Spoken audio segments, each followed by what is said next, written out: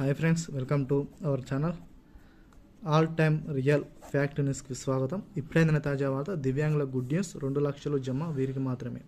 వీటికి సంబంధించిన వివరాలు పూర్తిగా తెలుసుకోవాలనుకుంటే ఇప్పుడే మన ఛానల్ని లైక్ కొట్టండి, వీడియోని కూడా నుండి మనం చూడడానికి ప్రయత్నించండి. ఫస్ట్ టైం మన ఛానల్ చూసినట్లయితే సబ్స్క్రైబ్ చేసుకోండి. అదేవిధంగా ప్రతి ఒక్కరు లైక్ కొట్టండి, ప్రతి ఒక్కరు కామెంట్ చేయడానికి ప్రయత్నించండి. డైలీ యూస్ఫుల్ ఇన్ఫర్మేషన్ అనేది మన ఛానల్లో మీకైతే అందించడం అయితే జరుగుతుంది. ఈ వివరాలకి ఇక్కడ వెళ్ళిపోయినట్లయితే, తెలంగాణ రాష్ట్రానికి సంబంధించి దివ్యాంగులు ఎవరైతే ఉన్నారో వారికి 2 లక్షల రూపాయలను ఆర్థికంగా అందించేందుకు రాష్ట్ర సర్కారు ముందుకు రావడం అయితే జరిగింది.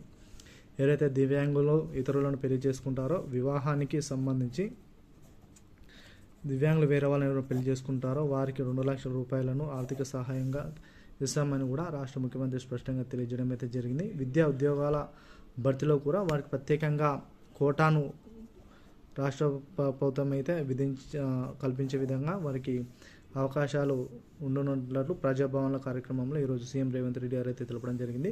కుటుంబ సభ్యులుగా భరోసా కల్పిస్తూ దాదాపు 50 కోట్లతో ఉపకరణాలు ఇస్తున్నట్లు వెల్లడించడం అయితే జరిగింది. అవకాశాలు కూడా ఉపయోగించుకోవాలని, వారు ధైర్యంగా ఆత్మశైర్యంతో ముందుకు వెళ్ళాలని, ఎదగాలని కూడా సీఎం రేవంత్ రెడ్డి అయితే స్పష్టంగా తెలియజేయడం జరిగింది.